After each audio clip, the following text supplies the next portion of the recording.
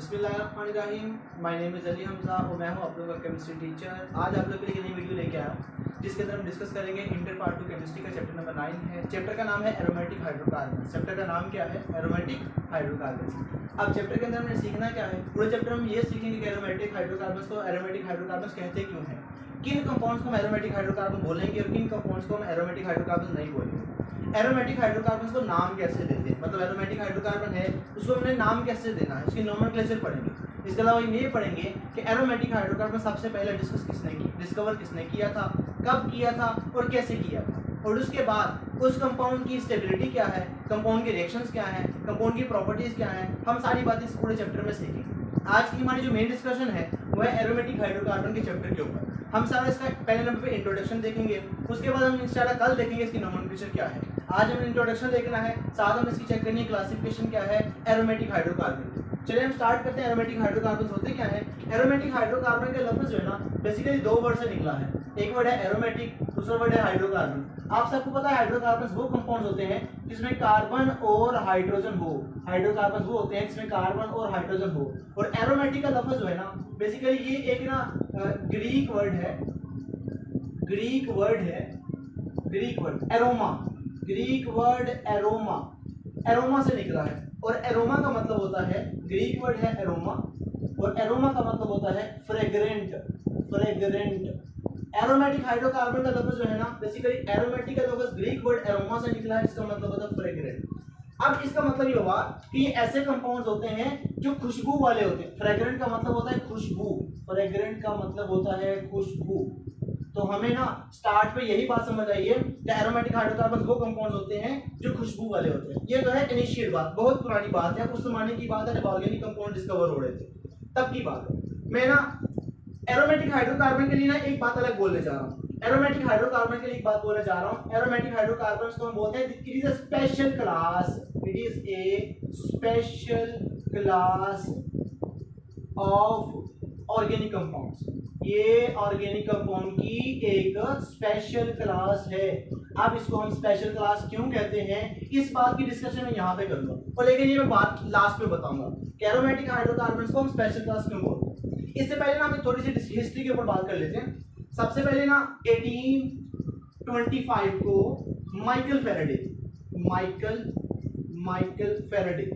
Michael Faraday के ऊपर हमने डिस्कशन करेंगे। इसी चैप्टर के अंदर सेकंड या थर्ड लेक्चर के अंदर हम बात करेंगे माइकल फेराडे ने डिस्कवरी कब की, कैसे की, क्या हुआ क्या नहीं हुआ, सारी बातें करेंगे। 1825 को माइकल फेराडे ने एक कंपाउंड डिस्कवर किया। वो कैसे किया? उसने लिया था वेजिटेबल ऑयल, उसकी बाद में की डिस्ट्रक्टिव डिस्टिलेशन। उसने क्या किया? माइकल फेराडे ने 1825 के अंदर वेजिटेबल ऑयल लिया, उसकी डिस्ट्रक्टिव डिस्टिलेशन करवाई और वहां से उसे एक कंपाउंड मिला जिसका नाम था बेंजीन। वहां से बेंजीन मिला। हमें इसका जो मॉलिक्यूलर फार्मूला पता चला ना, वो पता चला C6 और H6। ये हमें बेंजीन का मॉलिक्यूलर फार्मूला पता चला। अच्छा, उस जमाने में हमारे पास ना इनके अलावा अल्केन्स भी थे, अल्कीन्स भी थी और अल्काइंस भी थे। मैं ना उन सब में से कुछ ना कुछ लिखने जा रहा हूँ। फर्स्ट करें मेरे पास ना कोई अल्केन भी है, अल्केन्स है। अब मैं यहाँ लिख लेता हूँ अल्कीन्स। मैं यहाँ लिख लेता हूँ अल्काइंस। मैं यहाँ लिख रहा हूँ बेंजीन। अच्छा, इनका ना सबका एक जनरल फार्मूला भी लिख लेते हैं कि इनका फार्मूला कैसे बनेगा। अल्केन का जनरल फार्मूला बनता है CnH2n+2। इसका फार्मूला बनेगा Cn और H2n, इसका बनेगा CnH2n-2। बच्चों फार्मूला याद कर लें। अल्केन का फार्मूला CnH2n+2, अल्कीन्स का फार्मूला CnH2n, अल्काइंस का फार्मूला CnH2n-2 और बेंजीन का ऑटोमेटिकली फार्मूला में आता है वो C6 और H6 बेंजीन का ओरिजिनल फार्मूला निकलेगा। ओके, अब हम करने ही जा रहे हैं। अगर कोई 6 कार्बन वाला कंपाउंड अल्केन में होता तो उसका फार्मूला बनना था C6 और H14। अगर कोई अल्कीन में होता तो उसका फार्मूला बनना था C6 और H12। अगर कोई अल्काइन में होता तो उसका फार्मूला था C6 और H10 और इसमें इसका फार्मूला है C6 और H6। चलें, ये फार्मूला लिख लिया। क्यों मैंने फार्मूला लिखे हैं? क्योंकि मैं आपको एक कॉन्सेप्ट बताने जा रहा हूँ। वो क्या है बच्चों? अब हम निकालने जा रहे हैं कार्बन टू हाइड्रोजन रेशो।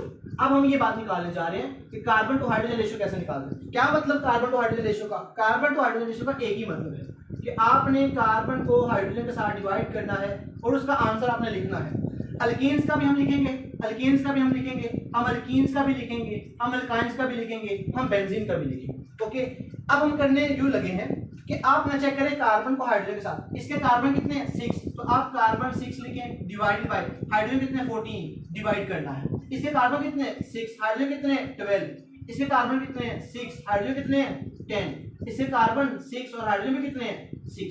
हम इस सबका निकालेंगे। अब इसका आंसर बनेगा 0.43, इसका आंसर बनेगा यहाँ पे 0.5, इसका आंसर बनेगा 0.67, इसका आंसर बनेगा 1। चले, ये तो मैंने निकाला है कार्बन टू हाइड्रोजन रेशियो। किसकी निकाली है मैंने? अल्केन्स की, अल्कीन्स की, अल्काइंस की और बेंजीन की। चले एक और काम कर लेते हैं, हाइड्रोजन टू कार्बन रेशियो में निकालते हैं। हाइड्रोजन टू कार्बन रेशियो का मतलब हाइड्रोजन को कार्बन से डिवाइड करना है। मैं अल्केन्स की भी निकालूंगा, अल्कीन्स की भी निकालूंगा, अल्काइंस की भी निकालूंगा, बेंजीन की भी निकालूंगा। अब मैं करने यूं जा रहा हूं। अल्कीन के अंदर पहले हमने हाइड्रोजन को डिवाइड करना है, किसके साथ? कार्बन के साथ। हाइड्रोजन बनते हैं इसमें 14 डिवाइडेड बाय कार्बन होते हैं 6, इसमें हाइड्रोजन निकलता है 12 डिवाइडेड बाय 6, इसमें हाइड्रोजन 10 डिवाइडेड बाय 6, इसमें हाइड्रोजन 6 डिवाइडेड बाय 6। इसका आंसर निकलेगा 2.3, इसका आंसर निकलेगा 2, इसका आंसर निकलेगा 1.67, इसका आंसर निकलेगा 1। मैंने आपके सामने सबके आंसर लिख दिए हैं। अब हम करेंगे ये, चेक करिएगा सबसे ज्यादा हमने ना कार्बन टू हाइड्रोजन रेशियो देखनी है। सबसे ज्यादा कार्बन टू हाइड्रोजन रेशियो किसकी है? सबसे ज्यादा है बेंजीन की। और सबसे कम हाइड्रोजन टू कार्बन रेशियो किसकी है? वो भी बेंजीन की है। Carbon to hydrogen ratio benzene की सबसे ज्यादा है, लेकिन hydrogen to carbon ratio benzene की सबसे कम है। ये मेन बात आपने याद रखनी है। अच्छा, इसके अलावा मैं यहीं से बात ना आगे में स्टार्ट करूंगा, लेकिन एक पॉइंट और भी है। हमने सबसे उस जमाने में ना जो कंपाउंड्स डिस्कवर करवाए, हमें जो कंपाउंड्स मिले बेसिकली उनमें से ना निकलती थी फ्रेग्रेंट वाले थे, यानी खुशबू वाले थे। हमने उनको बोल दिया दे आर कॉल्ड एरोमेटिक। हमें कुछ कंपाउंड्स और ऐसे मिले जिसके अंदर से फ्रेग्रेंट नहीं मिली, नो फ्रेग्रेंट, हमें कोई फ्रेग्रेंट नहीं मिली, हमें उनको भी एरोमेटिक कहना पड़ा। इसका मतलब ये हुआ हम कभी एरोमेटिक खुशबू वालों को एरोमेटिक कह रहे हैं, कभी हम खुशबू वालों को बगैर से भी उनको भी एरोमेटिक कह रहे हैं। अच्छा, कुछ कंपाउंड्स ऐसे भी मिले जिनमें फ्रेग्रेंट तो थी लेकिन वो एरोमेटिक नहीं थे, नॉट एरोमेटिक। इसका मतलब एरोमेटिक को डिसाइड करने वाला सिर्फ ये पॉइंट नहीं है, एरोमेटिक को डिसाइड करने वाला सिर्फ ये पॉइंट नहीं है, एरोमेटिक को डिसाइड करने वाला कोई और पॉइंट भी है। वो क्या है? हमने एरोमेटिक कंपाउंड्स को जब डिस्कवर करवाया, सबसे पहले निकला बेंजीन के अंदर हमें एक बात ये पता चली, खुशबू वाला होता है। दूसरी बात ये पता चली कि जो कंपाउंड्स होते हैं इनमें हाइड्रोजन टू कार्बन रेशियो की वैल्यू बहुत कम निकलती है, और ये अल्केन्स, अल्काइंस के मुकाबले में सबसे कम है। क्या निकली सबसे कम? हाइड्रोजन टू कार्बन रेशियो सबसे कम निकली। ओके, हमें ना एक बात और याद रखनी है, जो हमारे पास होते हैं ना एरोमेटिक कंपाउंड्स, उनके अंदर एक बात हमें कॉमन मिली, हाइड्रोजन टू कार्बन रेशियो की वैल्यू बहुत कम मिली, हमने एरोमेटिक हाइड्रोकार्बन को इसी वजह से कहा कि ये इनकी क्लास ही अलग है। अच्छा, एक बात और, एक तो इस बात की वजह से कहा, एक ना याद रखिएगा इन सारे कंपाउंड्स की, जिन कंपाउंड्स को हम एरोमेटिक बोल रहे हैं उनमें दो बातें नजर आई। पहली बात, हाइड्रोजन टू कार्बन रेशियो की वैल्यू बहुत कम मिली। दूसरी बात, वो सारे के सारे एक्स्ट्रा ऑर्डिनरी स्टेबल मिले। अच्छा, दूसरी बात यहाँ लिख लीजिए, उन सब की स्टेबिलिटी बहुत ज्यादा मिली। तो इसी वजह से हमने कहा एरोमेटिक हाइड्रोकार्बन्स को कि aromatic hydrocarbon are the special class of the organic compounds. क्यों कहा? बिकॉज उनकी स्टेबिलिटी की वजह से, ड्यू टू देयर स्टेबिलिटी। अब हमसे को बंदा पूछ ले, सर आपने तब से लेके अब तक पढ़ा रहे हैं एरोमेटिक हाइड्रोकार्बन, तो खुशबू वाले यहाँ तो अपनी कार की खुशबू ना भी हो तो तभी एरोमेटिक हम कह सकते हैं। तो फिर आपने एक नया क्राइटेरिया सेट कर दिया हाइड्रोजन टू कार्बन रेशियो वाला, फिर आपने स्टेबिलिटी की बातें कर दी। हमें शॉर्टकट पता है एरोमेटिक हाइड्रोकार्बन होते क्या है। उसके लिए जरा एक बात सुन ले, मैंने ना बड़े बड़े कंपाउंड्स लिए, मैंने उनकी डिग्रेडेशन करवा के देखी। डिग्रेडेशन के डिफरेंट मेथड्स होते हैं, लाइक बायोडिग्रेडेशन हो गया, फोटो डिग्रेडेशन हो गया, केमिकल डिग्रेडेशन हो गया, इसके अलावा थर्मल डिग्रेडेशन हो गया। मैंने कंपाउंड के ऊपर डिफरेंट डिग्रेडेशन के मेथड अप्लाई किए, करने के बाद मैंने इसको तोड़ दिया, तोड़ के मैंने छोटे छोटे कंपाउंड्स बना लिए। अब ये छोटे छोटे कंपाउंड्स क्या हैं, इस छोटे कंपाउंड्स के अंदर क्या मिला, मुझे पता चला इस छोटे कंपाउंड के अंदर ये है बेंजीन। मैंने इसका टेस्ट किया, पता चला ये क्या है, बेंजीन। अब ये पता चला ये क्या है, ये क्या है, ये तो बेंजीन के जैसा कंपाउंड है। मैं ये लिख देता हूं बेंजीन लाइक कंपाउंड, ये कंपाउंड तो बेंजीन की तरह है। तो अब मैंने ये समझ आ गया कि एरोमेटिक, ये कंपाउंड मेरे पास था सबसे पहले एरोमेटिक। अब मुझे समझ आ गई कि एरोमेटिक हाइड्रोकार्बन के अंदर क्या है। एरोमेटिक हाइड्रोकार्बन के अंदर हमें नजर आ रहा है बेंजीन और इसके अलावा बेंजीन लाइक कंपाउंड्स। मैंने ना इसकी एरोमेटिक हाइड्रोकार्बन की अब डेफिनेशन लिखनी है। मैं ये लिखूंगा कि aromatic hydrocarbons, aromatic hydrocarbons are those compounds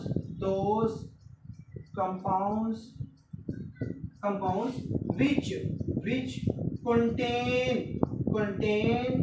benzene and all those compounds that are structurally related to the benzene।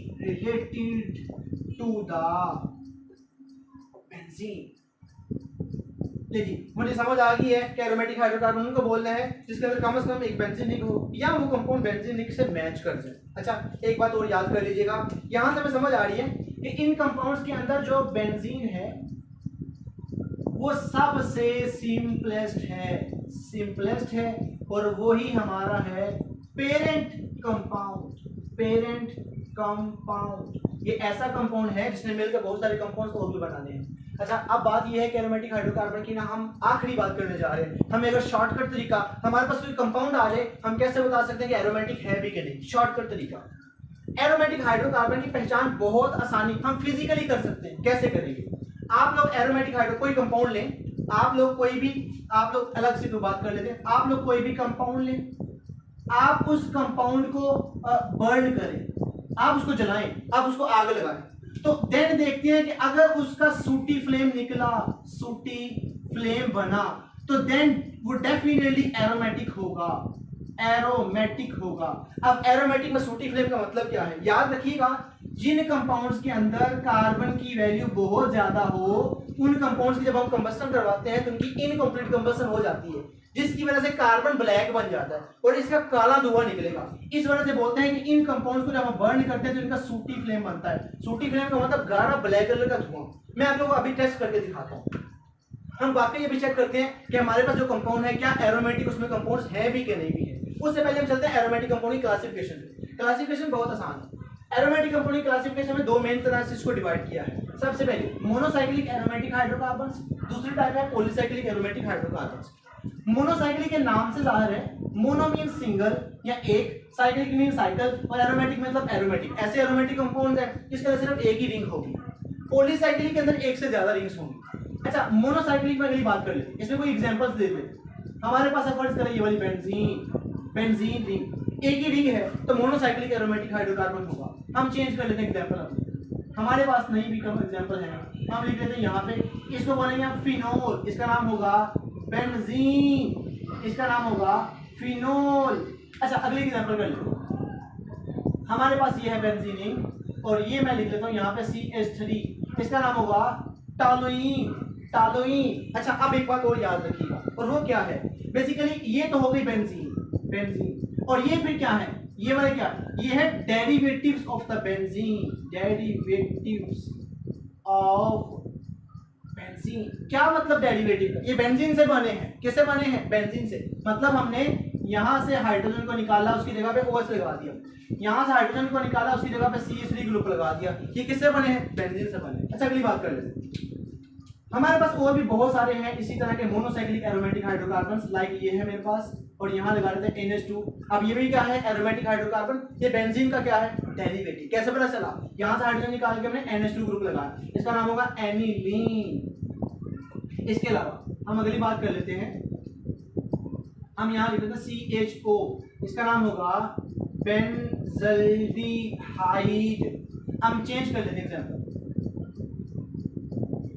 यहाँ लिख देते हैं COOH, इसका नाम होगा बेंजोइक एसिड, बेंजोइक एसिड। इसी तरह हम एग्जांपल और लिख लेते हैं SO3H, benzene sulphonic acid, benzene sulphonic acid. हमारे पास बहुत सारे एग्जांपल्स हैं, बहुत सारे। हम मोनोसाइक्लिक में बहुत सारे एग्जांपल लिख सकते हैं, लेकिन हम चलते हैं आगे पॉलीसाइक्लिक एरोमेटिक हाइड्रोकार्बन के ऊपर। और पॉलीसाइक्लिक एरोमेटिक हाइड्रोकार्बन में हम कोई एग्जांपल देते हैं। पॉलीसाइक्लिक एरोमेटिक हाइड्रोकार्बन में देखिएगा, इसमें ना दो टाइप्स करते हैं। सबसे पहले एक होते हैं जिसके अंदर बेंजीन रिंग फ्यूज होती है, और एक हम टाइप आउट कर लेते हैं जिसके अंदर बेंजीन रिंग आइसोलेटेड होती है, आइसोलेटेड। एक वो कर लेते जिसमें बेंजीन रिंग फ्यूज होती है, और एक वो कर लेते जिसमें बेंजीन रिंग आइसोलेटेड होती है। क्या मतलब फ्यूज का और क्या मतलब आइसोलेटेड का, ये सारी बातें हम कर लेते हैं। फ्यूज का मतलब ये होता है, ये है मेरे पास बेंजीन रिंग, और ये बेंजीन रिंग एक और ले लेते हैं, और ये दोनों बेंजीन रिंग आपस में जुड़ी हुई है। अच्छा, एक और कर लेते हैं एग्जांपल। ये है मेरे पास बेंजीन रिंग, ये भी बेंजीन रिंग है, और ये भी बेंजीन रिंग है। मैंने तीन बेंजीन रिंग को जोड़ दिया। एग्जांपल एक और लिख लेते हैं। ये है मेरे पास बेंजीन रिंग, एक बेंजीन रिंग ये है, एक बेंजीन रिंग ये है। अब इन तीनों का फार्मूला, इनका नाम लिख लेते हैं। इनका नाम क्या बनेगा? इसका नाम होगा नेफ्थलीन, नेफ्थलीन। इसका नाम होगा एंथ्रासीन, एंथ्रासीन। इसका नाम होगा फिनेंथ्रीन, फिनेंथ्रीन। आपको नाम याद करने, एक दफा नाम याद करने हैं, तो उसके बाद सब कुछ आसान हो जाएगा। अच्छा, एक बात और याद रखिएगा, ये दोनों एक दूसरे का आइसोमर भी है। इनका स्ट्रक्चर फार्मूला सिर्फ डिफरेंट है, मॉलिक्यूलर फार्मूला सेम निकलेगा। ये दोनों एक दूसरे का आइसोमर भी है, ये बात याद रखनी है आपको। अच्छा, वो एग्जांपल करते हैं जिसमें बेंजीन रिंग आइसोलेटेड होती है। मिसाल के तौर पे मैं यहाँ लिख देता हूँ, मेरे पास है, हम एग्जांपल इस तरह लिख लेते हैं, ये बेंजीन रिंग है, और यहाँ हम एक और बेंजीन रिंग बना लेते हैं। अब ये दोनों बेंजीन रिंग आपस में फ्यूज नहीं है, जुड़ी जरूर है, फ्यूज नहीं है। इसका मतलब क्या है? इसमें बेंजीन रिंग अलग अलग है। इसका नाम होगा बाइफिनाइल, बाइफिनाइल। एक और एग्जांपल लिख लेते हैं, हम लिख लेते हैं कुछ इस तरह की एग्जांपल है। हम एग्जांपल ये लिख लेते हैं, इसका नाम होगा डाइफिनाइल मीथेन, मीथेन। क्या मतलब डाइफिनाइल मीथेन का? एक ही मतलब है, वो ये है, मेरे पास ना इस ग्रुप का नाम है फिनाइल, इसका भी नाम है फिनाइल, तो फिनाइल कितने हो गए? दो, डाइफिनाइल हो गया। और इसका नाम होगा मीथेन, डाइफिनाइल मीथेन। एक कार्बन वाला पेरेंट मेंबर जो होगा उसको मीथेन का नाम देते हैं। अब ये क्या है? फिनाइल। ये भी क्या है? फिनाइल। इसका नाम होगा बाइफिनाइल। क्या हो गया? बाइफिनाइल। अच्छा, एक बात और याद रखिएगा, यहाँ पे कार्बन जो रिंग्स हैं आपस में फ्यूज हैं, जुड़ी हुई हैं, और इसको बोलेंगे आर्थो पोजीशन पे एडजेसेंट, आर्थो पोजीशन पे वो अटैच है। आर्थो पोजीशन का मतलब होता है पोजीशन 1 और 2। इसका मतलब एडजेसेंट, साथ साथ, नेबरिंग, आपस में हमसाए, जुड़े हुए हैं। यहाँ पे भी सारे कार्बन आपस में ऐसे जुड़े हुए हैं, यहाँ भी कार्बन आपस में ऐसे ही जुड़े हुए हैं। चलिए, ये बातें सारी होगी। आज का जो मेरा टॉपिक था उसका मतलब ये है, एरोमेटिक हाइड्रोकार्बन होते क्या है। हमने देखा एरोमेटिक हाइड्रोकार्बन होते क्या है, फिर की क्लासिफिकेशन देखी। अच्छा, एक बात और, अगर हमसे कोई अभी पूछ रहे एरोमेटिक हाइड्रोकार्बन क्या होते हैं, हमने पहले उसको ये नहीं कहना खुशबू वाले होते हैं, खुशबू वाले नहीं होते। याद रखिएगा, ये तो तरतीब के साथ है, यानी वक्त के साथ साथ पता चला कुछ कंपाउंड्स में खुशबू आई, कुछ में नहीं आई, तो फिर हमने शुरू में तो उसी वजह से कहा था। बाद में हम केमिस्ट्री की लैंग्वेज में एरोमेटिक कंपाउंड्स को यही कहते हैं। अगर आपने टेस्ट करना है एरोमेटिक कंपाउंड्स हैं भी कि नहीं, तो आप उसको बर्न करें। सूटी फ्लेम आया तो एरोमेटिक कंपाउंड होगा, नहीं आया तो नहीं होगा। ये सारी बातें आपके ना सिर्फ इंटर लेवल तक है। अगर मैं बीएससी की बात करूं, वहां पे चल के एरोमेटिक कंपाउंड्स के रिलेटेड हमारे पास 4 पॉइंट्स हैं। अगर आप उन 4 पॉइंट्स को कंपाउंड फॉलो करेगा तो एरोमेटिक होगा, उनको फॉलो नहीं करेगा तो एरोमेटिक नहीं होगा। उसमें एक आता है साइक्लिक कंपाउंड होना चाहिए, प्लेनर होना चाहिए, सारे कार्बन एटम की हाइड्रोजन sp2 होनी चाहिए, और इलेक्ट्रॉन की रिवॉल्वमेंट होनी चाहिए, हक्कल जरूर को फॉलो करना चाहिए। और ये सारी बातें क्या है, ये हम अगले लेवल में चल के पढ़ें। फिलहाल हमने यही करना है कि एरोमेटिक हाइड्रोकार्बन्स वो होते हैं जिसमें कम से कम एक बेंजीन रिंग लाजमी हो। चलें, अब हम ना इस बात को प्रूव करते हैं, ये आखिरी बात हमारी, इसको प्रूव करते हैं क्या सूटी फ्लेम बनता है कि नहीं। मेरे पास एक टेस्ट है, करने ले गए हम इसको आग लगाते हैं। अब इसको आग लगा के देखते हैं, क्या आपने ये चेक करना है क्या इसका फ्लेम किस तरह का है। मैं इसको सबसे पहले बर्न करूंगा, इसका धुआं चेक करना है आपको।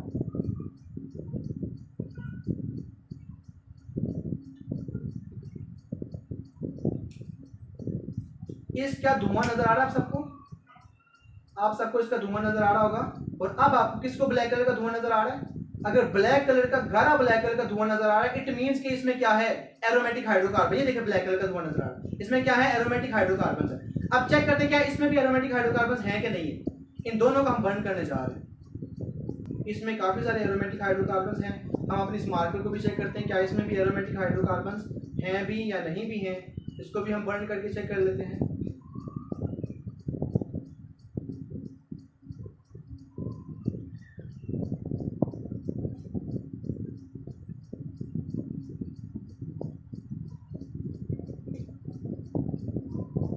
चलिए इसमें तो आपको नजर आ गया कि ब्लैक कलर का धुआं नजर आ रहा है, मींस कि इसके अंदर क्या है? एरोमेटिक हाइड्रोकार्बन है। ओके, इसको हम छोड़ते हैं। अब हम इसको देखते हैं कि इसमें एरोमेटिक हाइड्रोकार्बन है भी कि नहीं भी है। इसको हम बर्न करके चेक कर लेते हैं ताकि हमारा जो टेस्ट है हम देख सके क्या वाकई इस तरह की बात है भी या नहीं भी है। ये हमने अपने पास तुक्का छोड़ा हुआ है। ठीक है, चेक कर लेते हैं। आप चेक करें क्या इसके अंदर आपको ब्लैक कलर का धुआं नजर आ रहा है? ब्लैक कलर का धुआं नजर आ रहा है, गाढ़ा ब्लैक कलर का धुआं। इसको बोलेंगे एरोमेटिक कंपाउंड इसके अंदर भी हैं। तो एरोमेटिक हर उस सब्सटेंस में एरोमेटिक कंपाउंड्स हैं जिसको बर्न करेंगे तो सूटी फ्लेम बनेगा, उसमें एरोमेटिक कंपाउंड्स हैं। ये है हमारा आज का टॉपिक एरोमेटिक हाइड्रोकार्बन्स के ऊपर। इंशाल्लाह कल डिस्कस करेंगे हम nomenclature of the aromatic hydrocarbon.